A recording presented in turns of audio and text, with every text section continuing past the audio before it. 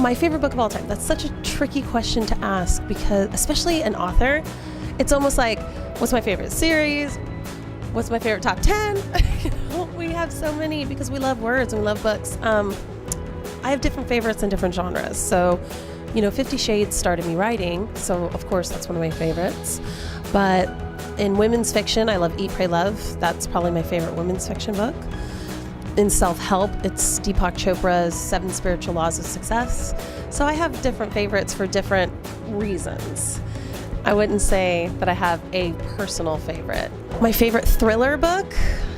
I don't really read thrillers. I've read suspense, but not so much thriller, and I don't like to be scared, ever. I would say that Dan Brown's Da Vinci Code is the closest to a thriller that I've read and loved, or his Angels and Demons. Those are both incredible books. Read them together is how I recommend it. My favorite romance, besides 50 Shades, because I always feel like everybody loves 50 Shades. It's kind of, in my genre, everybody loves 50 Shades. I love a book called Mystery Man by Kristen Ashley. I think it's incredible, and it's unique and different, and she's awesome.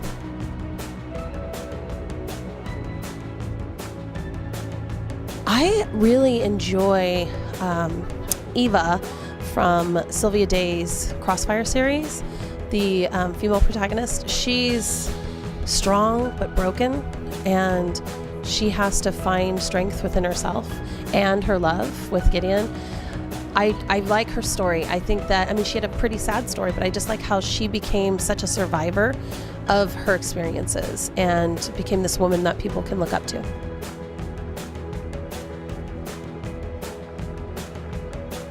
Oh my gosh, it's so hard. Like from Kristen Ashley's book, I love this character named Hawk Delgado. He's like a commando and he's an alpha hero, but I think he's wise and he's smart and he loves very deeply, and he's one of those that loves right off the bat.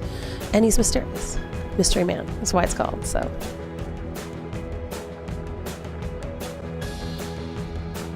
I don't like love triangles. I actually hate love triangles most of the time.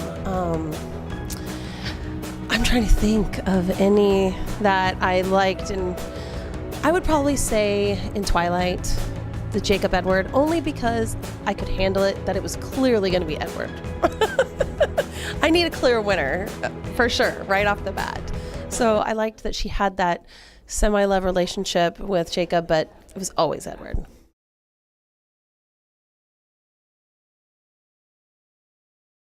Wow, there's a lot. I'm an erotic romance writer, so I love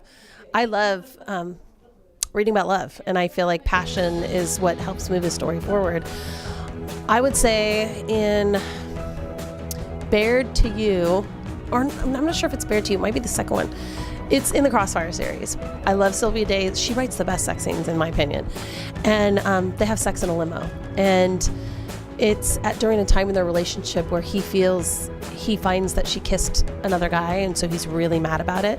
And he's like, why did you do this? But he's using sex as a way to get her to tell the truth. And finally she's like, because you're a bastard, because I want you to feel what I feel when everybody falls in love with you. And I thought that was so real, but also so hot.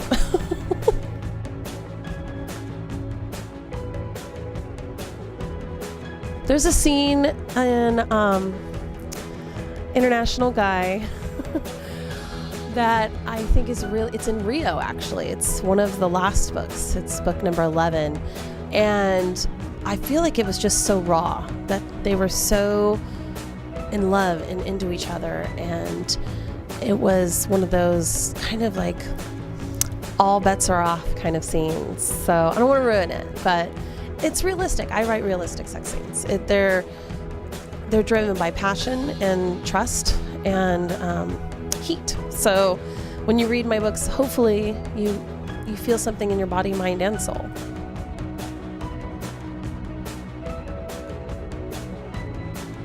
I would say, if you're going to start reading my books, I would suggest you can read International Guy Book 1 just to kind of connect to my style of writing, or you can start with Calendar Girl January and be taken on a journey either way.